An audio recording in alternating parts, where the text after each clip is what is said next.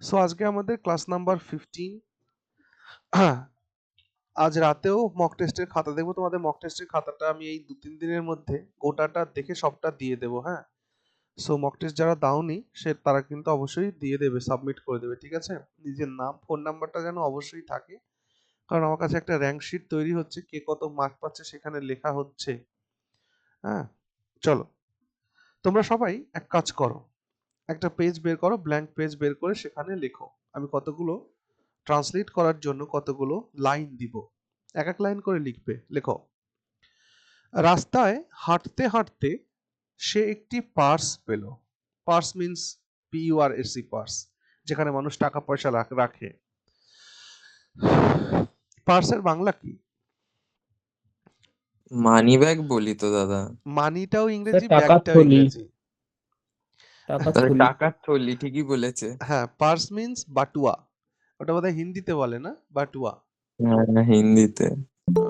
থলে লিখতে পারো। রাস্তায় হাঁটতে হাঁটতে সে একটি পার্স পেল, ফুল স্টপ। নেক্সট লাইন মানে 1 2 3 4 করে লেখো। পুলিশকে দেখে চোর পালিয়ে গেল। পুলিশকে দেখে চোর পালিয়ে গেল।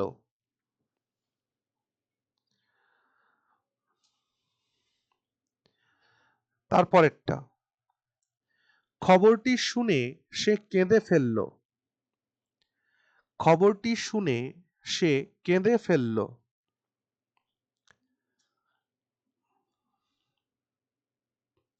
নেক্সট ওয়ান, কঠোর পরিশ্রম করে সে পরীক্ষায় পাশ করলো। কঠোর পরিশ্রম করে সে পরীক্ষায় পাশ করলো।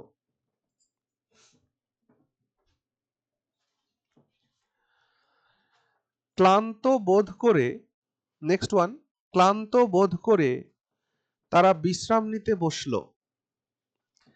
ক্লান্ত বোধ করে তারা বিশ্রাম নিতে বসলো, ফুল স্টপ। নেক্সট ওয়ান, ঘটনায় হতভম্ব হয়ে, ঘটনায় হতভম্ব হয়ে সে কথা বলতে পারল না। ঘটনায় হতভম্ব হয়ে সে কথা বলতে পারল না। নেক্সট ওয়ান, ম্যাচে পরাজিত হয়ে দলটি বাড়ি ফিরল। ম্যাচে পরাজিত হয়ে দলটি বাড়ি ফিরল।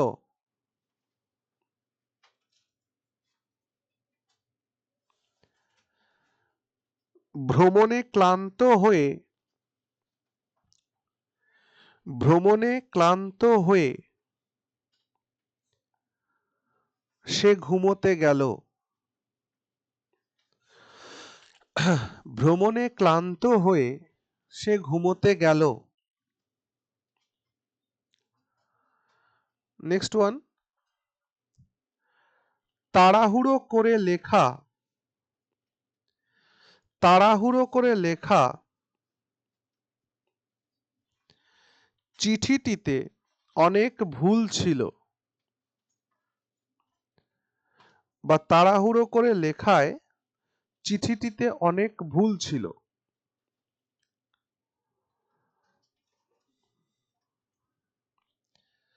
তাড়াহুড়ো করে লেখায় চিঠিটিতে অনেক ভুল ছিল।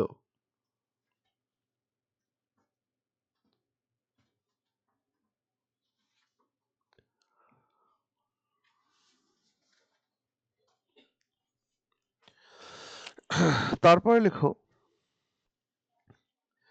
কাজটি শেষ করে সে আমার কাছে এসেছিল। কাজটি শেষ করে সে আমার কাছে এসেছিল। কাজটি শেষ করে সে আমার কাছে এসেছিল।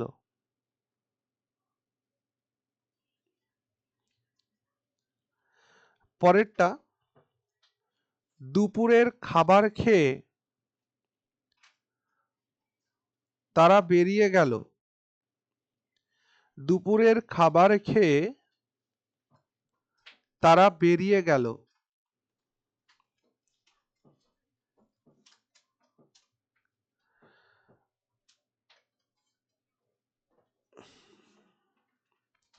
বইটি পড়ে সে সব বুঝল। বইটি পড়ে সে সব বুঝল।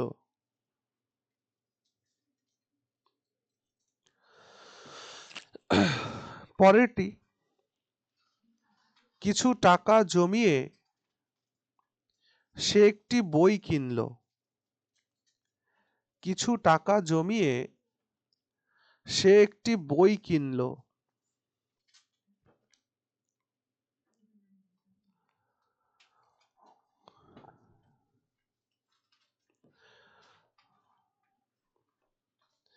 প্রজেক্টটি শেষ করে আমরা বিশ্রাম নিলাম। প্রজেক্টটি শেষ করে আমরা বিশ্রাম নিলাম। Full stop.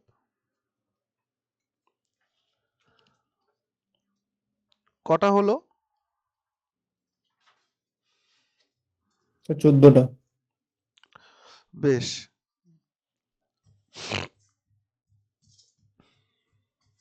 স্যার প্রজেক্টটি শেষ করে সে বিশ্রাম নিল।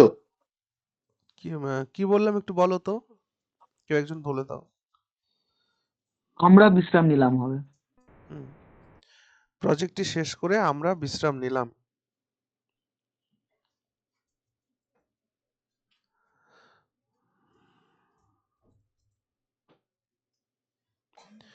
ওকে, ভেরি গুড। চলো এই কয়টাকে আগে ট্রান্সলেট করো। প্রথম দুটো কোশ্চেন একটু কেউ বলবে? আমার একটুখানি ওই ইন্টারনেটের সমস্যার জন্য শুনতে পাইনি।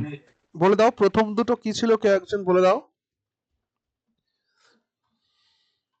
স্যার রাস্তায় হাঁটতে হাঁটতে সে একটি টাকার থলি পেল। সেকেন্ড ওয়ান হচ্ছে পুলিশকে দেখে চোর পালিয়ে গেল।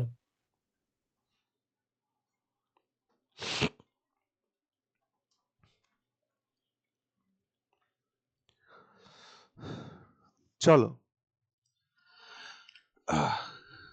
প্রথমটা কি আছে? আমরা যখন পার্টিসিপলকে ব্যবহার করি, তো পার্টিসিপলকে ব্যবহার করলে আমাদের তিনটে সিচুয়েশন থাকে। একটা সিচুয়েশন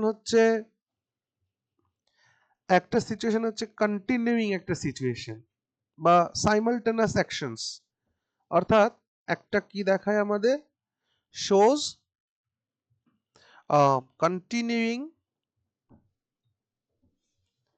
কন্টিনিউইং বা সাইমালটেনাস অ্যাকশন দেখায়। এইটার ক্ষেত্রে আমরা কোন ধরনের পার্টিসিপল ইউজ করি? প্রেজেন্ট। Very good. এটার জন্য আমরা প্রেজেন্ট পার্টিসিপল ইউজ করে সেন্টেন্সটাকে লিখি। আর একটা আমরা দেখেছিলাম যে অ্যাকশন কমপ্লিটেড অ্যাকশন বা প্যাসিভ মিনিং যদি থাকে, আর একটা কি করে, shows completed actions or passive meaning যদি থাকে, সেই ক্ষেত্রে আমরা কোন ধরনের পার্টিসিপল ইউজ করি? পাস্ট। Very good. সেই ক্ষেত্রে আমরা পাস্ট পার্টিসিপল ইউজ করি। আর একটা সিচুয়েশন থাকে যেখানে কি হয়, দুটো কাজের মধ্যে একটা কাজ আর একটা কাজের আগে হয়ে যাচ্ছে, সেটার জন্য কি করি, পারফেক্ট পার্টিসিপল ফ্রেজ যেটাকে আমরা বলি, তাই না? অর্থাৎ এটা কি করে, শোজ আর্লিয়ার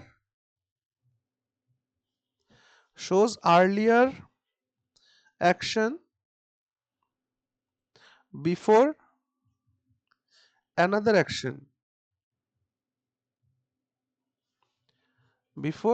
action. এইটার জন্য আমরা কি ইউজ করি? একটা কাজের আগে আরেকটা কাজ, হ্যাঁ ভেরি গুড, এটার জন্য আমরা পারফেক্ট পার্টিসিপল ইউজ করি, পারফেক্ট পার্টিসিপল। এখন পারফেক্ট পার্টিসিপলটা কি দাদা? পারফেক্ট পার্টিসিপলটা হচ্ছে হ্যাভিং প্লাস V3, ওকে। প্রেজেন্ট পার্টিসিপলটা কি দাদা? VING। পাস্ট পার্টিসিপলটা কি দাদা? V3। এই হচ্ছে তিনটে সিচুয়েশন আছে। এবার আমি এই তিন ধরনের সিচুয়েশন থেকে পরপর করে এক্সাম্পল দিয়েছি। তোমরা কি এই এক্সাম্পল গুলো দেখে বুঝতে পারছো যে কোনটা কিসের মধ্যে পড়ছে? এইটুকুন বুঝতে পারলেই মনে করবে যে তোমরা এটা শিখতে পেরেছো, না বুঝতে পারলেই প্রবলেম। তো প্রত্যেকে যারা ক্লাসে আছো আমায় একবার বলো যে এই তিনটে সিচুয়েশন এক্সাম্পল গুলো দেখে বোঝা যাচ্ছে কিনা যাচ্ছে না? আচ্ছা, বুঝতে পারছি। Very good. খেয়াল রাখবে 2 নম্বরটা 3 নম্বরটার মধ্যে একটু মিলেমিশে যাওয়ার সম্ভাবনা থাকে, কিন্তু 2 নম্বর 3 নম্বরের মধ্যে মিলেমিশে যাওয়ার সম্ভাবনাটা দূর হয় তখন যখন আমরা একটা জিনিস দেখি যে একটা পাস্ট পার্টিসিপল যখন ইউজ করছি তখন সেটা একটা কমপ্লিটেড অ্যাকশনের কথা বলছি, কিন্তু পারফেক্ট পার্টিসিপল তখন ইউজ করছি যখন কমপ্লিটেড অ্যাকশন তো বটেই, কিন্তু একটা কাজের আগে আরেকটা কাজ হয়েছে, এরকম সিচুয়েশন হলে। বুঝতে পারছো?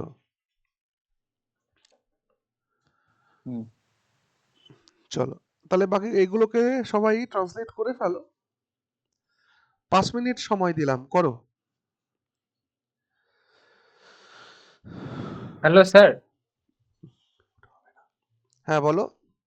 মানে একটু মানে কিছু কনফিউশন ক্লিয়ার করে দেবেন? অবশ্যই।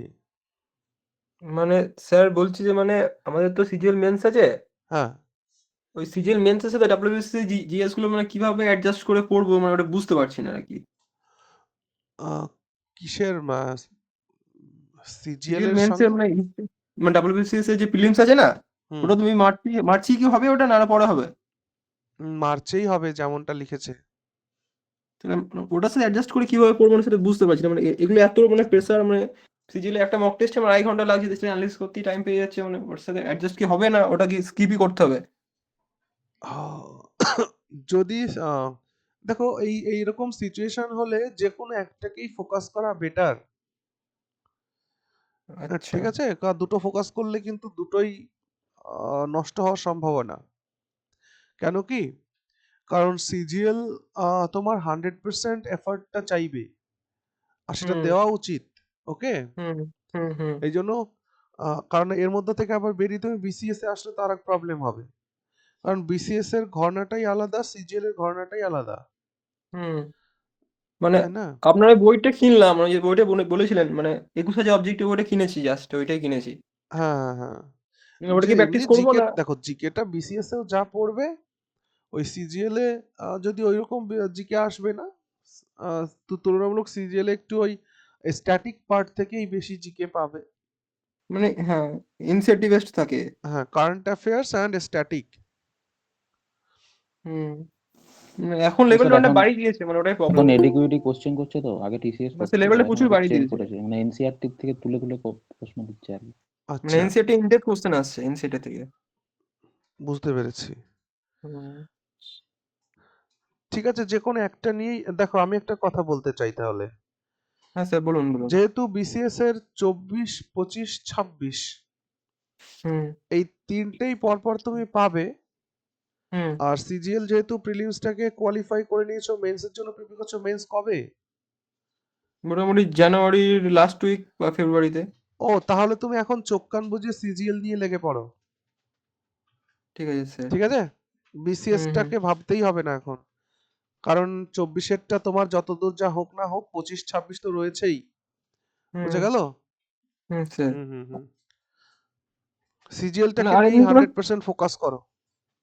মানে এমনি কোনো শর্টে মানে 1 মান্থে কোনো প্রিপারেশন করার কোনো স্ট্র্যাটেজি নেই, মানে 1 মান্থে মানে ফুল টাইম পড়লে, মানে যদি মাসটা যদি পাওয়া যায়, মানে যদি ওটা পড়ার কোনো স্ট্র্যাটেজি কিছু নেই তো, মানে হ্যাঁ, শর্ট ব্যাপারটা টাইম কোনো হচ্ছে বই? যে বিসিএস এর প্রিলিমস পাস করবে, ওটা কোনো ইস্যু নয়। না ঠিক হ্যাঁ স্যার, আছে, ওটা পাস করলে তারপর আবার টাইম পেয়ে গেলে তখন আমার পড়া যাবে। হ্যাঁ হ্যাঁ, সেটা অবশ্যই করা যাবে। আগে তুমি এখন সিজিএলটাকে নিয়ে আগে খাটো, ঠিক আছে। ঠিক আছে? মেন্সটাকে আগে দেখো, পরে বিসিএস এরটা পরে বলবো। হুম। ঠিক আছে স্যার। ওকে, আর স্যার সাজেশন গুলো? সাজেশন ফর কোন পরীক্ষা? Sir clerkship. হ্যাঁ, হবে ভাই, হবে। এই হুম। কয়েকদিন আমি বলেছি তোমাদের ডেইলি ক্লাস হবে 7টা থেকে। আজ যেহেতু আমি হুম, বাড়ি স্যার। ফিরলাম শ্বশুরবাড়ি থেকে, হ্যাঁ। সেই কারণে আজকে দুটো মার্চ হলো, কিন্তু কালকে থেকে 7 হুম। PM ও ক্লাস থাকবে, 8:30 ক্লাস থাকবে। 8:30 জিএস আর 7 PM তোমাদের ক্লাস চলবে, 7:30। ও ঠিক স্যার আছে? হ্যাঁ, পরীক্ষায় আসবার মতন যত টপিক আছে সবটাই আমি হুম। করিয়ে দেবো ভাই। Yes, sir. বলছি স্যার কালকে 8:30 থেকে কোন মানে কোন টপিকের হবে আর কি স্যার জিএস পার্ট? তোমাদের যে রুটিন যেটা দেওয়া আছে না, অ্যাজ ইট ইজ ওটাই চলবে। মানে স্যার মানে কিছু প্যাটার্ন কি মুখস্থ করে দেওয়াটা কি বেটার হবে? আমি আরেকবার বলছি, ক্লার্কশিপের জন্য বলছো? হ্যাঁ। হ্যাঁ, ক্লার্কশিপের জন্য সে তো বারবারই বলছি আমি, যা আমি দিচ্ছি সেগুলোকেই পড়তে হবে। ঠিক Yes, আছে? স্যার। তোমাদের মক টেস্টের মধ্যে যেগুলো পাচ্ছ হুম। একদম ওই রকম জিনিসই তোমরা দেখবে পরীক্ষাতে এসছে। আচ্ছা। স্যার বলছি যে 7:15 থেকে করে দিন, কারণ মানে জয়েন করতে করতে তো 10-15 মিনিট লেগে যায়। না স্যার, 7:30 আগে হলে আমার একটু অসুবিধা হবে। দেখো, আমার অফিস থেকে 7:30 তো, আসতে হয় তো। আর ক্লাস জয়েন করানোর জন্য 10 মিনিটস আমি অপেক্ষা করি। হ্যাঁ, সকলেরই প্রবলেম থাকতে পারে এটা। সো বাস বাদ দাও, চলো 5 মিনিটের বেশি হয়ে গেল। এবার বলো, রাস্তায় হাঁটতে হাঁটতে সে একটি পার্স পেল। আমায় বলো তো যে এই এক্সাম্পলটা কি সাইমালটেনিয়াস অ্যাকশন দেখাচ্ছে কিনা, বা কন্টিনিউইং কোনো সিচুয়েশন দেখাচ্ছে কিনা? হ্যাঁ, কন্টিনিউ হচ্ছে। তাহলে কন্টিনিউ। তাহলে এখানে আমরা জয়েন করব, মানে এই সেন্টেন্সটাকে ট্রান্সলেট করব using which participle? Present Present, participle. Present. Very Present good. participle. তাহলে কি লিখবো আমরা? Walking along the road, walking along the road, comma, he found a purse. Sir he Walking, found a purse while walking along the road হবে না? না, হবে না। যেমনটা আমি walking বলছি, on the road. লেখো walking along the road, comma, he found a purse. Sir বলছি আগে while দেওয়া যায়? না, দিবে না। হোয়াইল দিলে কি হয়ে যাবে ওটা বলো তো? প্রেপোজিশনাল ফ্রেজ হয়ে যাবে। So, আমরা তো এখন ওই প্রেপোজিশনাল ফ্রেজ পড়ছি না, তো পার্টিসিপল ফ্রেজ পড়ছি, বুঝেছো ভাই? Walking along the road, he found a purse. তারপরে কি আছে?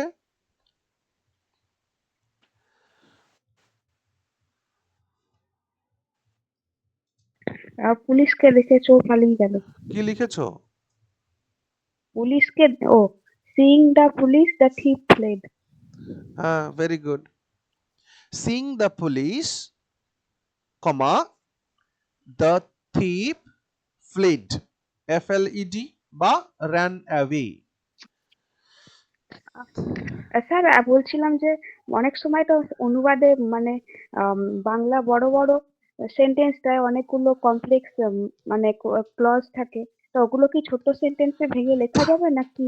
During translation of passage, হ্যাঁ। না, কমপ্লেক্স সেন্টেন্সেই লিখবে, ঠিক আছে? আচ্ছা। Hello sir. হ্যাঁ, বলো।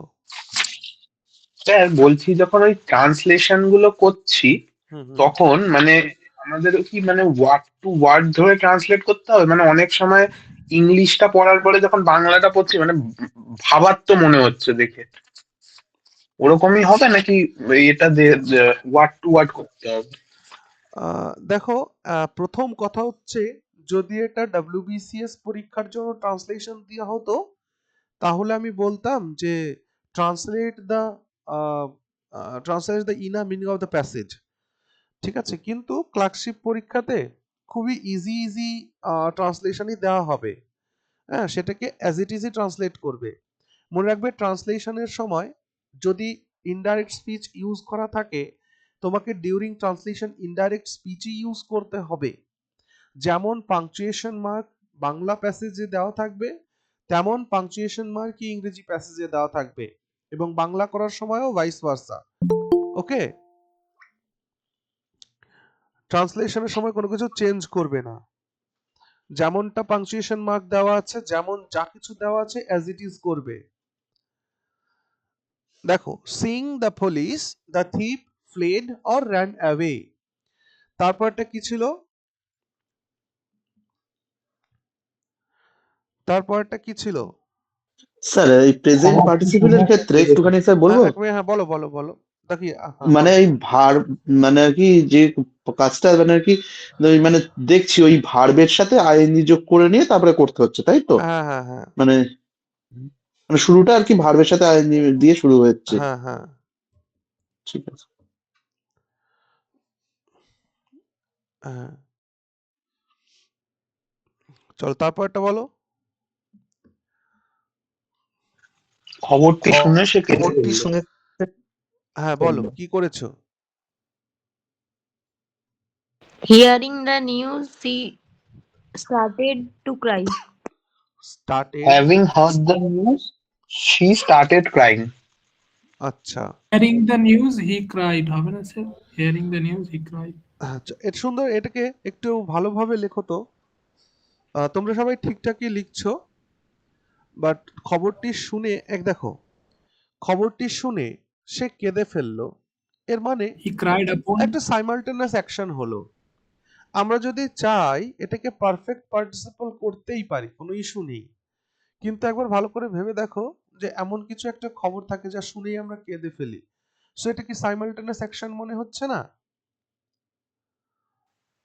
হ্যাঁ, তো সেই জন্য প্রেজেন্ট পার্টিসিপল ইউজ করে করাটাই বেটার। বাকি পারফেক্ট পার্টিসিপল করলেও কিন্তু ভুল হবে না, কিন্তু সাজুজ্যতাটা বজায় রাখতে হবে।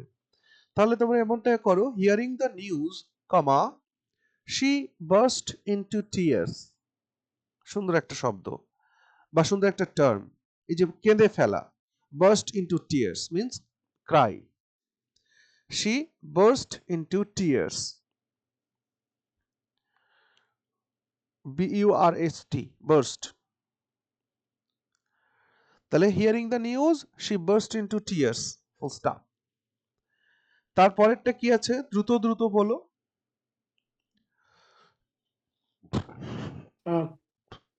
কঠোর পরিশ্রম করে সে পরীক্ষায় পাশ করলো। Having worked hard he passed the examination. ঠিক আছে। যদি এটা তোমরা এমনও করতে, working hard, comma he pass the exam, এটাও হতো। দীর্ঘ সময় ধরে সাইমালটেনিয়াস অ্যাকশন হয়েছে। তারপরেরটা বলো।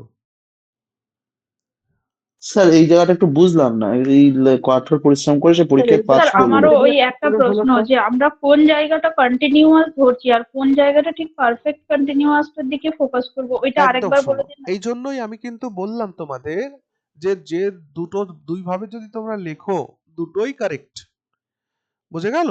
এবার যেহেতু আমরা সিঙ্গেল সিঙ্গেল সেন্টেন্স দেখছি, তাই আমরা এর আগে পিছে কি আছে সেটা তো জানি না, যার জন্য দুটোই কারেক্ট। কিন্তু যখন তুমি কোনো প্যারাগ্রাফ লিখবে তখন তো কনটেক্সট তো নিশ্চিত রূপে জানা থাকবে না যে কোন কনটেক্সটে লেখা হচ্ছে এটা।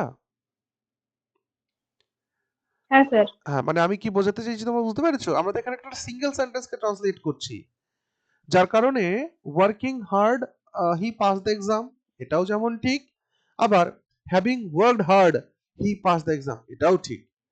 যখন এটা একটা কোনো প্যাসেজের মধ্যে থাকতো নিশ্চয়ই তার কিছু কনটেক্সট থাকতো, এটাই আর কি। মানে স্যার আমি একটা জিনিস একটু জিজ্ঞেস করবো স্যার। অবশ্যই অবশ্যই জিজ্ঞেস করো। Working hard he pass the exam, হ্যাঁ তা এই জায়গাটা আপনি মানে পুরো সেন্টেন্সটাই নাকি মানে আর কি ওই পাস্ট টেন্সে করলেন, তাই তো? হ্যাঁ ব্যাপারটা হ্যাঁ অবশ্যই, মেইন করেছে। ক্লজটা পাস্ট টেন্সে। এখানে আমি আচ্ছা, প্রত্যেকটাই পাস্ট টেন্সেরই এক্সাম্পল দিয়েছি। না করলো বললো তো করলো বললো। হ্যাঁ, তো করলো কোন টেন্স? করলো, হুম, গেল, খেলো, কোন টেন্স? পাস্ট টেন্স তো ভাই। করে, যায়, খায়, এগুলো প্রেজেন্ট টেন্স। করলো, গেল, খেলো, এগুলো পাস্ট টেন্স তো। আচ্ছা আচ্ছা হ্যাঁ। হ্যাঁ, চলো তারপরে বলো। ক্লান্ত বোধ বোধ করে করে তারা বিশ্রাম নিতে বসলো। আচ্ছা, কি করেছো? Feeling tired they took rest. Very good. Feeling tired they took rest হলো। বিইং টায়ার্ড হবে স্যার? হ্যাঁ, being tired they took rest, এটাও হবে। স্যার এইভাবে করা যাবে? They being having tired comma দিয়ে হেভিং টুক দিয়ে রেস্ট। করা যাবে তো? হ্যাভিং বিন টায়ার্ড এমনটা, আগে ক্লান্ত হলো তারপর গিয়ে সে বসলো। ভাই পারফেক্ট পার্টিসিপলটাকে আরো একটু ভালোভাবে নাও। পারফেক্ট পার্টিসিপল মিন্স একটা অ্যাকশন আর একটা অ্যাকশনের আগে কমপ্লিট হচ্ছে। পারফেক্ট কথার মানেই অতীত অতীত গন্ধ আছে, বলেছিলাম না? স্যার বলছি যে দে বিং টায়ার্ড কমা দিয়ে স্যাড টু টেক রেস্ট, এরকম করা যাবে? অবশ্যই স্যাট ডাউন টু রেস্ট হবে। হ্যাঁ, খুব ভালো বলেছো। দেখো, অ্যাবসলিউট ফ্রেজ বলে একটা কনসেপ্ট আছে। আজকে আমি অ্যাবসলিউট ফ্রেজটা করাবো ভেবেছিলাম, কিন্তু আজকে অ্যাবসলিউট করাবো না, কারণ আমার ওই যেহেতু ট্রান্সলেশন কত দিনের দেওয়া রয়েছে ওইগুলোকে দেখবো ওই পিকে দে সরকার স্যারের বইটা থেকে। অ্যাবসলিউট ফ্রেজের মধ্যে যেটা হয় সেটা হচ্ছে অ্যাকচুয়ালি অ্যাবসলিউট কথাটার অর্থ কি? অ্যাবসলিউট কথাটার অর্থ হচ্ছে ইন্ডিপেন্ডেন্ট, অর্থাৎ যে পার্টটি মেইন ক্লজ থেকে টোটালি ইন্ডিপেন্ডেন্ট সেটা হচ্ছে অ্যাবসলিউট ক্লজ, সরি অ্যাবসলিউট ফ্রেজের মধ্যে পড়ে। সো এটা অবশ্যই তোমরা করতে পারতে যে they feeling tired, okay, sat down to rest বা টুক রেস্ট, এমনটাও হতো, কোনো অসুবিধা নেই। তারপর বলো কি আছে। ঘটনায় হতভম্ব হয়ে সে কথা বলতে পারল না। আচ্ছা বেশ, কি করেছো বলো। বিং স্ট্যান্ডিং বাই পাগল দ্য তাদের ইনসিডেন্ট হবে না স্যার? সে তারপরে এসে he could not speak. Stunning, standing বা shocking by the stun incident he could not speak. Stunned হবে। স্পেলবাউন্ড হবে? এক মিনিট শোনো, এক মিনিট শোনো। Sir being perplexed he sir was being unable to shocked হবে স্যার। স্যার বিং পাজলড হবে না? Why to bring being here? Sir ওটা বলছিলাম, মানে shocking by the incident he could not speak. হ্যাঁ দেখো, shocked by the incident, comma, she could not speak. Shocked by the incident, comma, she could not speak. একদম মানে simple. তো এটা অসুবিধা হচ্ছে, মানে কোথায় শর্ট করবো কোথায় বিংটা ইউজ করবো, মানে এটা তো বিং দিয়ে কেন করছিলাম? হ্যাঁ, অ্যাবসলিউট ফ্রেজ ইউজ করলে তুমি অবশ্যই বিং ইউজ করতে পারতে। Being shocked by the incident, she মানে কুড ওটা ভুল নট হবে না? স্পিক। না, ভুল হবে না। ওকে, স্যার বলছিলাম পাজল লিখলে কি ওখানে ভুল হবে? Puzzled by the incident she could not speak, হ্যাঁ বলতেই পারো, কিন্তু দেখো পাজলড এর মধ্যে একটু অ্যামেজমেন্ট আছে, ঠিক আছে, কিন্তু শকের মধ্যে অ্যামেজমেন্ট ব্যাপারটা নেই। শকের মধ্যে একটু নেগেটিভ সেন্স আছে। ওকে, সে কথা বলতে পারেনি, তার মানে কোন একটা খারাপ জিনিসই সে দেখেছিল। ওকে, স্যার একটা জিনিস জিজ্ঞেস করছি, ওখানে এই কুডটা ডাইরেক্ট করলে না, ওটা কি মানে পারফেক্ট ইউজ করলে ভালো? হি কুড নট হ্যাভ টকড। না না না না না, শি কুড নট স্পিক, সে কথা বলতে পারেনি বা পারলো না। ওকে, তাহলে স্যার ওটা যদি অ্যাবসলিউট যদি ফ্রেজ ইউজ করি being shocked she could not speak, তাই তো? হ্যাঁ, ওকে, মানে এটা আপনি দুটো মানে অ্যাকচুয়াল দুটো সিম্পল সেন্টেন্স যদি ভাঙা যায় তাহলে সেটাকে আপনি যুক্ত করলেন, তাই তো, জয়েনিং হ্যাঁ, দিয়ে, মানে বিং। ব্যাপারটা দেখো, বিং বলছো না, সেন্টেন্সটা যদি দুটো সিঙ্গেল সিঙ্গেল সেন্টেন্স হতো, যদি এটা দুটো তাহলে লিখতে হতো she was shocked by the incident, full stop, she could not speak. এই দুটো সেন্টেন্স যখন জয়েন করবে ইউজিং অ্যাবসলিউট ফ্রেজ, তখন তুমি কি করবে? She being shocked by the incident, comma, could not speak. ওকে,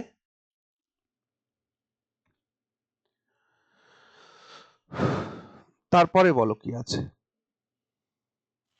ম্যাচে পরাজিত হয়ে দলটি বাড়ি ফিরল। কি লিখেছো? Having lost the match the team arrived home. আচ্ছা, আর কেউ কিছু? failed the match the group having returned been home. Lost in the match আরে দ্য বাবা, team losing the match, the team returned home. লেখো। আফটার লুজিং দ্য ম্যাচ হ্যাঁ দিয়ে লেখো, শুরু করলে হবে? হ্যাঁ অবশ্যই হবে, লেখো। Defeated in the match, comma the team returned home. Defeated in the match, comma the team returned home. Defeated in the match, comma, the team returned home. What my point is, তোমরা sir প্রত্যেকেই বলছো না যে এটা হবে, লাস্টের প্রত্যেকেরটাই বলছি হবে, কিন্তু আমি যেটা বলছি আমি কিন্তু সেটাতেই জোর দিতে বলবো তোমাদেরকে, যেভাবেই স্যার তোমরা লেখো। লাস্টেরটা আপনি বলেছিলেন যে একটা জিনিস হয়ে যাচ্ছে তারপরে অ্যাকশন হচ্ছে, তারপরে ম্যাচে হেরেছে তারপর বাড়ি ফিরেছে, having been defeated in the match দাঁড়াও দ্য দাঁড়াও, টিম রিটার্ন। হ্যাভিং বিন ব্যাপারটা তো পারফেক্ট প্যাসিভে চলে যাচ্ছ কেন বারবার করে? হ্যাভিং বিন ডিফিটেড মিন্স কেউ তাদেরকে হারিয়ে দিয়েছিল, মানে প্যাসিভ সেন্সে চলে যাচ্ছে। তো কিন্তু স্যার এখানে তো মানে ম্যাচে পরেই তো হয়ে মানে ওটা তো প্যাসিভটাই মানে মনে করছে, ওইটা ভাবছি আর কি। হ্যাঁ কিন্তু আমরা ভাবছি, কিন্তু ওটা লিখবো না, ভাল লাগবে না। এখানে কি তাহলে বলা হয়েছে নাকি যে XYZ কোন একটা টিম তাদেরকে পরাজিত করেছিল, সেই জায়গাটা থেকে জোর দেওয়া হচ্ছে, নাকি না তাদের পরাজয়টাই জোর পাচ্ছে? বলো, কে পরাজিত তাহলে করেছে সেটা আসল নয়। Having defeated in the match the team return home. হ্যাঁ অবশ্যই করতে পারো, অবশ্যই করতে পারো, কিন্তু একটা কমপ্লিটেড অ্যাকশন। হ্যাঁ আমি বারবার বলছি যে shows completed actions or passive meaning এর ক্ষেত্রে আমরা পাস্ট পার্টিসিপল ইউজ করি। তোমরা যা যা বলছো সেই কথাগুলো কি 2 নম্বর পয়েন্টে আমি লিখে দিইনি? Shows completed action or passive meaning লিখেছি, তার জন্য তো সিম্পল পাস্ট পার্টিসিপল ইউজ করব আমরা। তাহলে বারবার হ্যাভিং বিন, বিং এগুলো আনার তো দরকার নেই না? স্যার পাস্ট পার্টিসিপেলটা একটু বলে দেবেন, একটু বুঝিয়ে দেবেন, এটা ওটা মনে পড়ছে না এখন। পাস্ট পার্টিসিপলটা বুঝিয়ে দেবো? হ্যাঁ একটু বলে দিন সামান্য। পাস্ট পার্টিসিপলটা কি বুঝিয়ে দেবো বলো? মানে কি দিয়ে শুরু করব, মানে সেটুকখানি বলে দেন একটুখানি, কিভাবে কি শুরু করব। দেখো, একটা কাজ কমপ্লিট হয়ে গেছে, কমপ্লিটেড অ্যাকশন কে বা প্যাসিভ মিনিং কে শো করে, যখন শো করছে তখন আমরা পাস্ট পার্টিসিপল ইউজ করছি। যেমন শকড বাই দ্য ইনসিডেন্ট, প্রথমে যেটা করলে, she could not speak, okay, তাহলে এইখানের মধ্যে she was shocked by the incident ছিল কি না? প্যাসিভ মিনিং ছিল না? হ্যাঁ হ্যাঁ হ্যাঁ। তারপরেরটা 2 নম্বরটা তোমরা বলছো যে দেখো অতীতের একটা কাজ কমপ্লিটেড অ্যাকশন, তাহলে ম্যাচে হেরেছিল তারা এবং বাড়ি ফিরেছিল, এটার ক্ষেত্রে তোমরা অবশ্যই হ্যাভিং দিয়ে করতে পারো। Having defeated in the match they returned home, এটাতে কোনো ভুল নেই, কিন্তু তা সত্ত্বেও আমরা কমপ্লিটেড অ্যাকশনের ক্ষেত্রে সিম্পল পাস্ট পার্টিসিপল ইউজ করতে পারি। Defeated in the match, comma they returned home, এটাও করা যায়। ওকে, তারপরেরটা বলো। ও বুঝতে পেরেছি, মানে হচ্ছে ওই আপনি যেটা করলেন, একটা হচ্ছে past tense, actual past tense, আর একটা হচ্ছে মানে পারফেক্ট, পাস্ট পারফেক্ট, এই দুটোকে অ্যাকচুয়াল জয়েন করলেন। হ্যাঁ, ঠিক আছে। ভ্রমণে ক্লান্ত হয়ে সে ঘুমোতে গেল, এই তো। Exhausted by travel, he went to sleep. Tired from traveling, he went হ্যাঁ to sleep. এই ক্ষেত্রে এক্সস্টেড, এক্সস্টেড কথাটা না Sir, লেখাই being ভালো। tired লিখতে হবে। হ্যাঁ Being tired in travel, he went to sleep. In travel, For travel. Due From to travel tiredness of travel, he went to আচ্ছা bed. আমি একটা স্যার ভালো জার্নি বলি, হবে জার্নি। হ্যাঁ আমি একটা ভালো বলি, সিম্পল লেখো tired after the journey, tired after the journey, comma he went to slip, tired after the journey, comma he went to slip. এবার এটাকে তুমি being tired after the journey he went to slip করতে পারতে।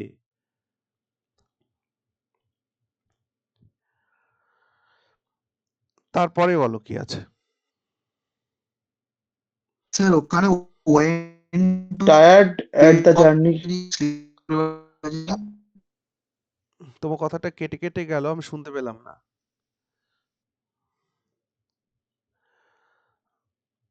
Next বলো কি আছে। Sir tired at the journey ওটা শেষ শুনতে পেলাম না অ্যাট শেষেরটা। নয়, অ্যাট বলিনি, tired after the journey, after the journey, হ্যাঁ tired after the journey, comma he went to slip.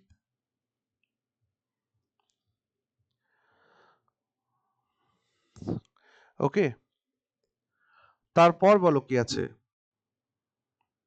তাড়াহুড়ো করে লেখার কারণ লেখায় চিঠিতে অনেক হ্যাঁ ওকে বলো কি করেছো।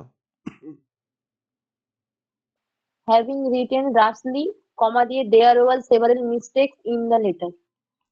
আচ্ছা আচ্ছা, আর কেউ কিছু। আমি একটা করেছি, letter written in heist had many mistake. আচ্ছা, আর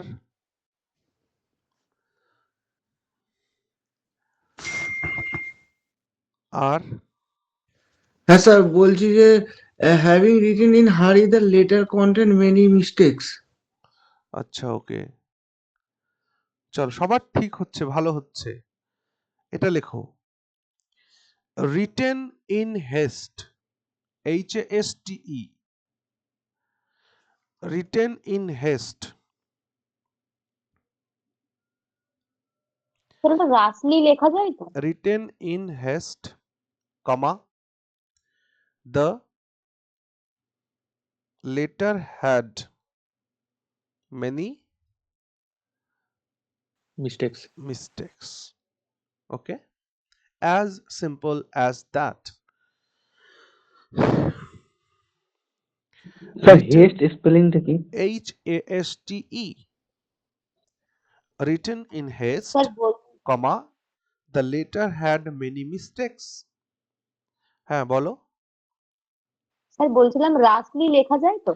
roughly, রাস দ্রুত পৌঁছানো বা তাড়াহুড়ো ও করা আচ্ছা যেটা বলে রাসলি। রাশলি, আচ্ছা আহ, আহ, কি লিখেছো তুমি বলো।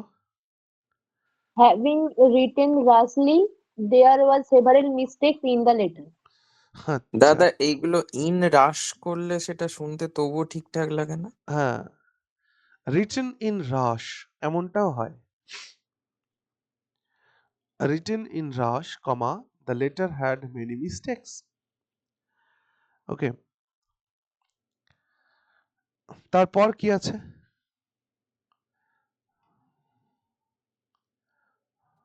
রাফলি কোনো ওয়ার্ড সেভাবে কিন্তু শুনিনি। হ্যাঁ বলো তার। কাজটি শেষ করে সে আমার কাছে এসেছিল। আচ্ছা, এইটা দেখে কি মনে হচ্ছে যে এটাকে পারফেক্ট পার্টিসিপলি করা যেতে পারে বা এটাই করতে হবে। হ্যাঁ হ্যাঁ হ্যাঁ কাজটা হওয়া মাত্র বেশ তো নয়, আগে ওটা করেছে তারপরে গেছে। বেশ, খুব সুন্দর।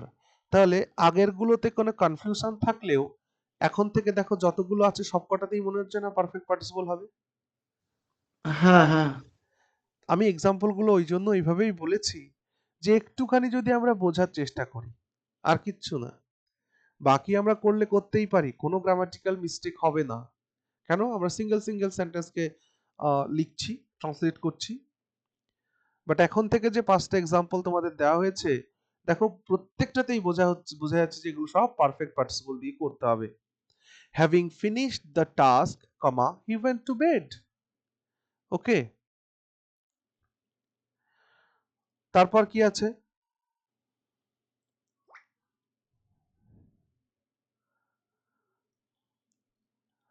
হয়েছে তো এটা? Having finished the task, finished FINISHED, having এর পরে আবার যেন কেউ V1 রেখো না, এটাকে V3 করবে অবশ্যই। তারপরেরটা বলো কি আছে?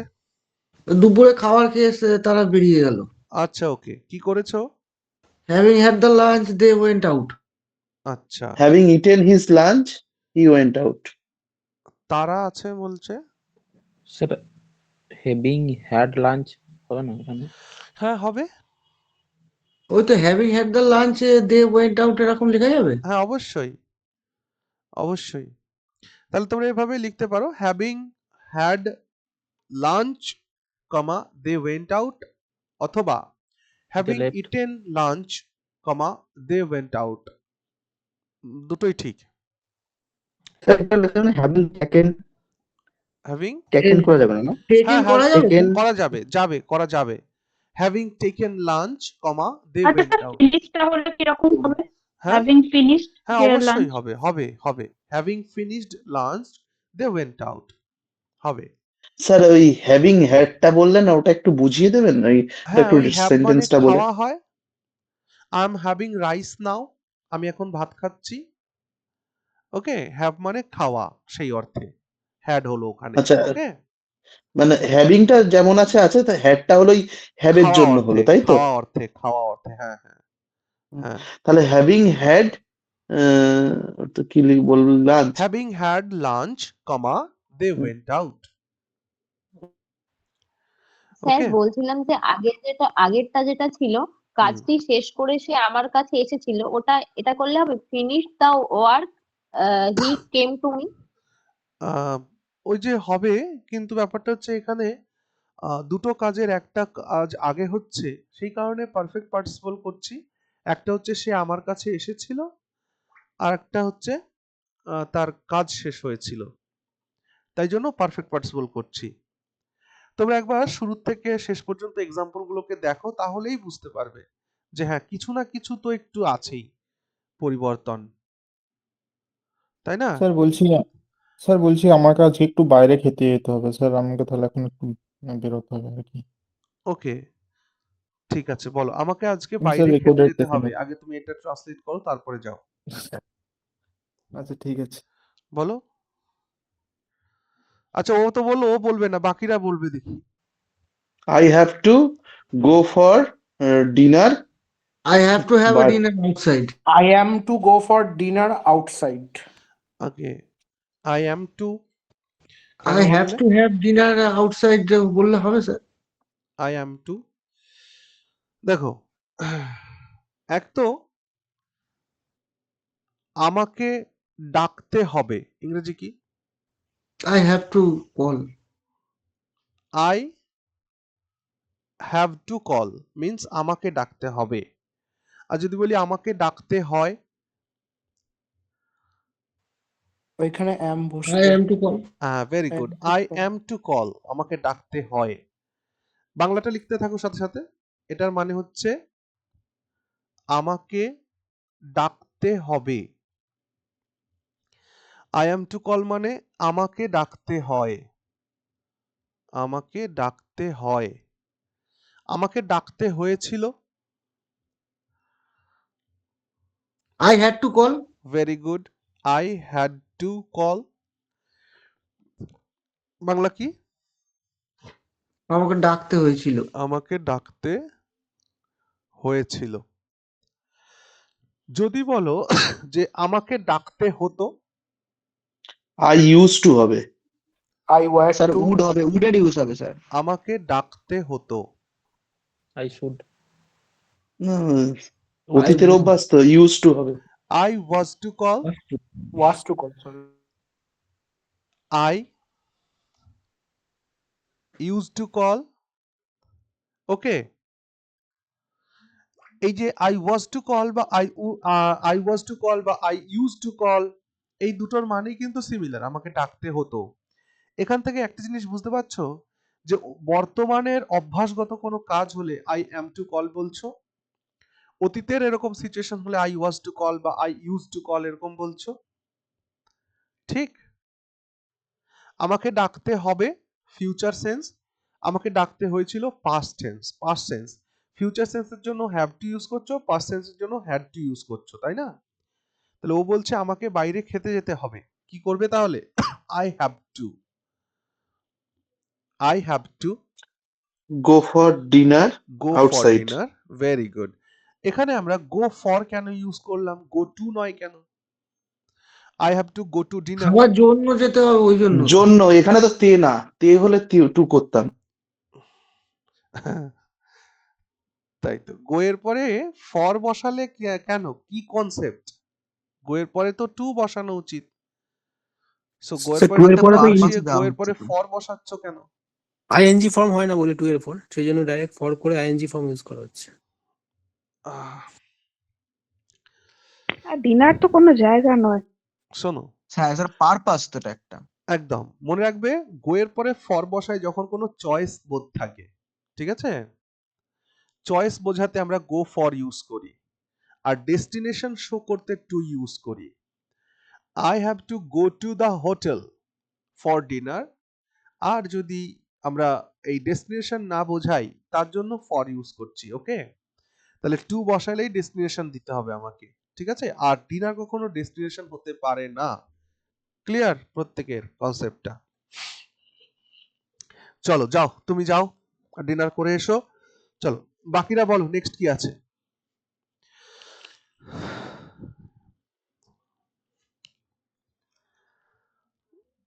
বইটি পড়ে সে সব হ্যাঁ, বইটি পড়ে সে সব বুঝলো, কি করেছে বলো? having read the book he understood all. আচ্ছা, having red the book he understood everything. Okay, all নয়, এভরিথিং করো। স্যার এটা করে মানে হ্যাভিং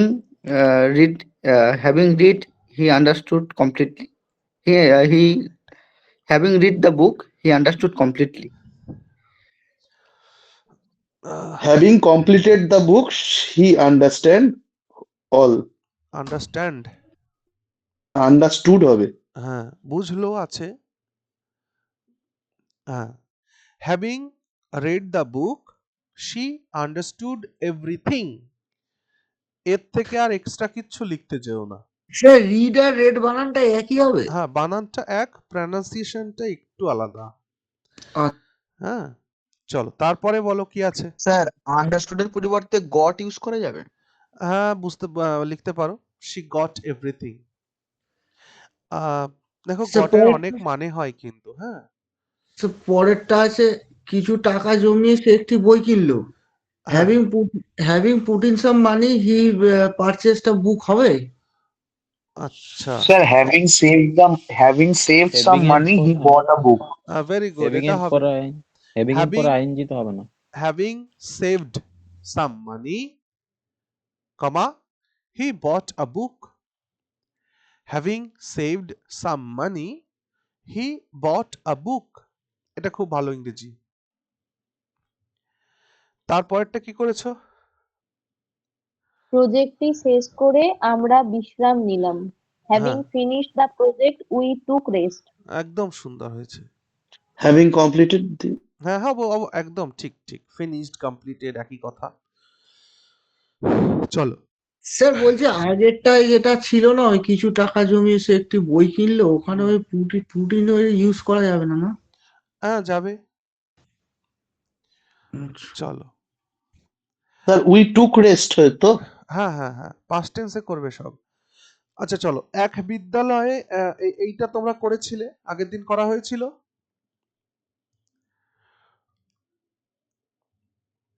হ্যাঁ একটু যিশু সম্বন্ধে কিছু একটা দিয়েছিলেন এটা হোয়াটসঅ্যাপে। হ্যাঁ স্যার। এটা হয়ে গেছিল।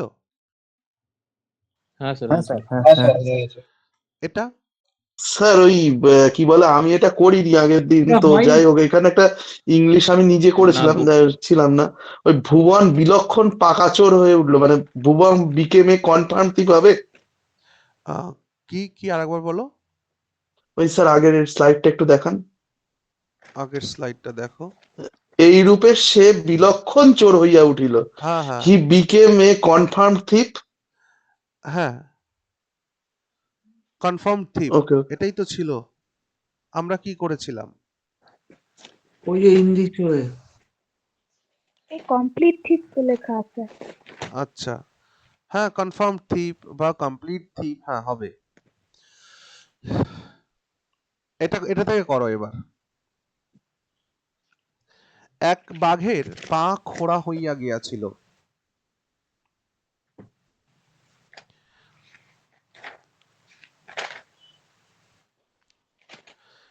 কি লিখবে? Tiger became lame. A tiger became lame in one leg. A tiger became sorry, a tiger became lame, তারপর এক পায়ে খোড়া হওয়া। In one leg. Very good, in one leg, ঠিক আছে। তারপর বনের মধ্যে তাহার বাসা। His den was in the He jungle. lived in the forest. হ্যাঁ his den was in jungle হবে। It lived এমনটা in লেখো, deep forest. It lived in the forest. এমনটা, এখানে ফুল স্টপ আছে, আমরা ফুল স্টপটাকে কন্টিনিউ করে দিচ্ছি অ্যান্ড দিয়ে। And could not leave its den। এমনটা যদি আমরা করি তাহলে ওই যে বনের মধ্যে তাহার বাসা, its den is in forest, এটা করা লাগবে না। ওকে, কি বললাম? আর যদি আমরা দুটো লাইনকে ছেড়ে ছেড়ে লিখি তাহলে লিখতেই পারি, it lived in the forest and could not leave its den. Sir তা আমি এই জায়গায় একটা জিনিস জিজ্ঞেস করবো। হ্যাঁ বলো। ইট ব্যবহার করলেন ওই পশু, শিশু আর পাখির জন্য ইট হবে, তাই তো? হ্যাঁ হ্যাঁ তার হ্যাঁ জন্য হ্যাঁ, ওকে। স্যার এখানে হিজ করা যাবে না? হি বা হি। দেখো জেনারেলি এটা ছেলে না মেয়ে এটা তো আমরা জানি না, তাই ইট ইউজ করছি, ঠিক আছে। স্যার ঠিক আছে। বয়েজদের ক্ষেত্রে যখন এরকম স্টোরি থাকে তখন তো মানে স্যার বাংলায় তো বাঘ টাইটেল বলছে স্যার, বাঘিনী তো বলছে না। আহ, আচ্ছা, ব্যাপারটা হচ্ছে কি, একটা কাহিনী আছে, যেমন পশু প্রাণী পাখি এদের জন্য আমরা ইট প্রনাউন ইউজ করি, ওকে, হি বা শি ইউজ করি না জেনারেলি, ওকে। স্যার কিন্তু এখানে তো কথা বলছে মানুষের মতো, হিউম্যান হলে তো জেনারেলি এগুলোতে হি শি ইউজ না করাটাই বেটার আমার মতে, ঠিক আছে স্যার। ওকে। এবার তোমরা করতে চাইলে করতেই পারো, বা একবার ওই পিকেদের সরকার স্যারের বইটাতে একবার দেখে নিও, যে উত্তরগুলো করা আছে ওখানে ওরা কি করেছে একবার দেখে নিও, ঠিক আছে। ডেন তো গুহা হয় না, জঙ্গলে গুহা। হ্যাঁ মানে ডেন বাঘের থাকার জায়গা, ঠিক আছে। গুহা নয়, মানে পাহাড়ের গুহা নয়। হ্যাঁ হতেই পারে, পাহাড়ের গুহায় সে থাকে, হ্যাঁ, বাট বাঘেদের থাকার জায়গাকে ডেনই বলা হয়। স্যার কেভ হবে না? কেভ। হ্যাঁ কেভ মানে তো গুহা ভাই, কেভে মানুষও থাকতে পারে কিন্তু ডেনের মধ্যে আর মানুষ থাকবে না। স্যার বলছি এইখানে যে লিভটা লিখেছে কুড নট লিভ ইটস ডেন, এইটা মুভ আউট মানে ওইটা ওই সেন্সে লেখা যাবে। হ্যাঁ লিখতেই পারো, ওকে। কিন্তু ট্রান্সলেশনের মধ্যে না একটা জিনিস সবসময় আমি শুরুর দিন থেকে বলছি, আজও বলছি, বঙ্গানুবাদ বা অনুবাদ করার অর্থই হচ্ছে মানুষের বোধগম্যতার জন্য। একটা ভাষা আমি বুঝি না, সেই ভাষাটাকে তুমি আমার জন্য ট্রান্সলেট করছো, যার কারণে সেটা সহজ সরল হওয়াই শ্রেয়। আর ট্রান্সলেশন যার যত বেশি সহজ সরল হবে খুব ভালো লাগবে। তার মধ্যে ভালো ভালো শব্দ ব্যবহার করা যেতে পারে, কিন্তু সেটা যেন চাকচিক্য না হয়ে যায়। তোমার সিম্পল একটা লেখার মধ্যে 3-4টে ভারী ভারী শব্দ ঢুকিয়ে দিয়েছো, লেখার মান কিন্তু কমে যাবে। বুঝতে পারছো আমি কি বলেছি? এই জন্য ডিউরিং ট্রান্সলেশন সহজ সরল থাকার চেষ্টা করবে। স্যার ওই যখন আর কি বড় বাক্য রয়েছে তো, ধরুন একটা বাক্য বলছি, কারাগার হইতে বাহির হওয়ার পরে গোরার কাছে সমস্ত দিন এত লোক সমাগম হতে লাগলো, সে বাড়িতে বাস করার পক্ষে অসাধ্য হয়ে গেল। এত তাহলে স্যার বড় লেখাটা, বাক্যটা তাহলে স্যার 3টে 4টে 5টা 10টা লেখার মধ্যে মানে আমি এইটা বুঝতে পারি না স্যার। তাহলে ধরুন এরকমই যদি হয় তাহলে 4টে 5টা 10টা লেখার মধ্যে ডিফারেন্সেসটা কি করে আসবে? ডিফারেন্সেসটা দেখো। হ্যাঁ স্যার, সেইটা আমি না বুঝতে পারি না ওকে, ঠিক। Very good. স্যার এক্সামিনারের একটা জিনিস আমি বলছি, মাইন্ডসেটটা ওই ছোট ছোট বাক্যে লিখলে হবে কি সেটা? অবশ্যই হবে। যেমনটা আমি বলছি ট্রান্সলেশনের ক্ষেত্রে যেমনটা আছে অ্যাজ ইট ইজ লিখতে হবে, কোনো চেঞ্জেস নেই। ওকে, পাংচুয়েশন মানে মার্কস গুলোকে কোনো চেঞ্জ করা যাবে না। এবার আমি এক্সামিনারের খাতা যেটা দেখেন সেই জায়গাটা তোমাদেরকে বলি। যখনই কোনো লেখা পূর্ণাঙ্গ লেখা হয়, অর্ধেক লেখা বা কমপ্লিট করিনি এটা বাদ দিয়ে, ইনকমপ্লিট রাইটিং হলেই সেটা 1/4 মার্কে এসে দাঁড়ায়। আমি ধরো বলছি যে ট্রান্সলেশনে থাকে হচ্ছে 20 মার্কস, তাই তো? যখনই তোমার লেখাটা কমপ্লিট আছে, কমপ্লিটটা লিখেছো, এবার কমপ্লিট লিখেছো কিনা কি করে বুঝবে? শুরুর লাইনটা দেখে নিলেন এক্সামিনার, শেষের লাইনটা দেখে নিলেন, তিনি তাহলে বুঝে ফেললেন যে ছেলেটি কমপ্লিট লিখেছে। তখনই সে 10 মার্কসটাকে বসাবে। এবার এই 10 মার্কস বসানোর পরে সে পড়তে থাকবে তোমার লেখাটা। যখন যখন তোমার ভালো লেখা লাগবে তখন তখন করে এই 10 মার্কসটা না প্লাস প্লাস প্লাস প্লাস হতে থাকবে। যখনই কিছু ভুলভাল হবে, গ্রামাটিক্যাল কিছু ভুল টুল হবে, বানান ভুল হবে, তখন সেটা মাইনাস মাইনাস হতে থাকবে।